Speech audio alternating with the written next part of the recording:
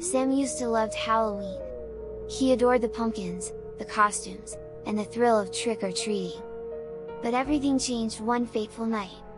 After a terrible accident, Sam woke up to a chilling truth. He could see ghosts and spirits. He thought it was a trick of his mind at first. But one Halloween night, he realized it was all too real.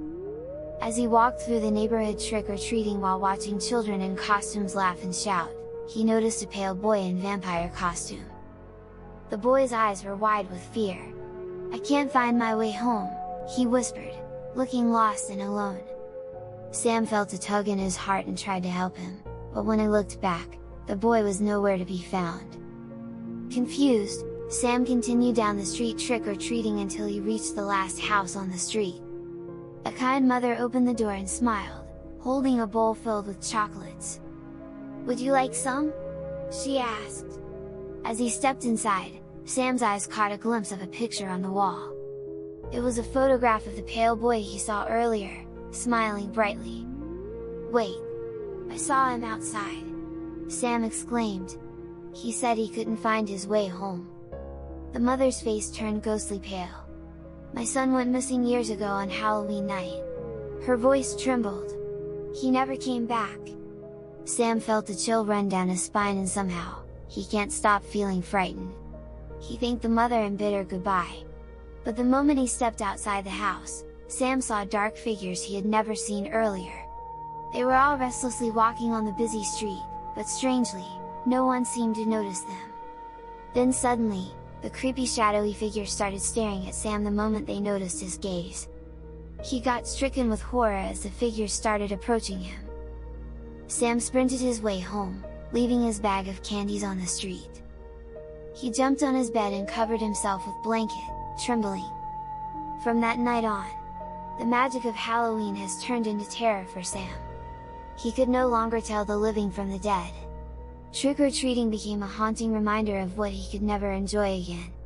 During Halloween, Sam just stayed home, alone, haunted by the shadows of a night that should have been filled with joy. On a chilly Halloween night, a group of friends excitedly entered the spooky amusement park, filled with laughter and eerie lights. Among them was Jake, a teenager who loved thrills this spooky season. But he felt uneasy as they wandered deeper into the park. Everywhere he turned, he noticed a tall man in a tattered zombie costume. The zombie's hollow eyes seemed to be fixated on Jake, following him from the Ferris wheel to the haunted house.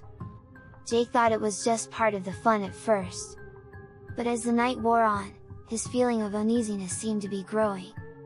They entered a mirror maze and could hear the laughter echoing off the glass. Suddenly, Jake caught a glimpse of the zombie behind him, holding a glinting knife. Panic surged through him. He sprinted through the maze, glancing at the mirrors that multiplied his reflection. But the zombie was always just a step behind, reaching out, almost touching him. Jake's heart pounded as he burst out of the maze and into the night air, gasping for breath. He rushed to security trembling, as he explained what had happened. The guards checked the list of performers, but the zombie wasn't among them. "It's probably just a prank," one said smirking. But Jake knew better. He pulled up his sleeve to reveal a fresh cut on his arm, a reminder of the chase. No one believed him, and the laughter of his friends faded as he stood there alone. From that night on, Jake couldn't shake the feeling of being watched. He vowed never to set foot in a Halloween amusement park again. The memory of the zombie, with his knife in relentless pursuit, haunted him like a ghost. Forever lurking, just beyond the mirrors. Tom left a Halloween party on that cold night, laughter fading behind him as he drove home. The road wound through dark woods, the moon casting eerie shadows. A little tipsy from drinks, Tom decided to pull over for a quick nap. He parked his car along the trees under the light of the moon. As he leaned back in his seat, he noticed a horned figure in the nearby trees. It stood still for a moment then vanished. "Just my imagination," he muttered, closing his eyes. He drifted into sleep, but was jolted awake by a sudden shaking of his car. He glanced around as his heart was racing, but no one was there.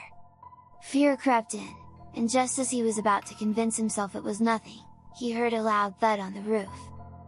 Panicking, he peered outside and gasped. He saw a snarling demon-like creature standing under the moonlight, its eyes glowing and fangs bared. Terror gripped him, and he slammed the car into gear, speeding away down the road. When he finally reached home, he stumbled inside and fell into bed, convincing himself it was just a nightmare. As sunlight poured in the next morning, he chuckled at his fear. But when he stepped outside his garage, his laughter froze. There were deep scratches carved into the sides of his car, and strange dents on the roof. The memory of the creature flooded back, and his heart raced anew.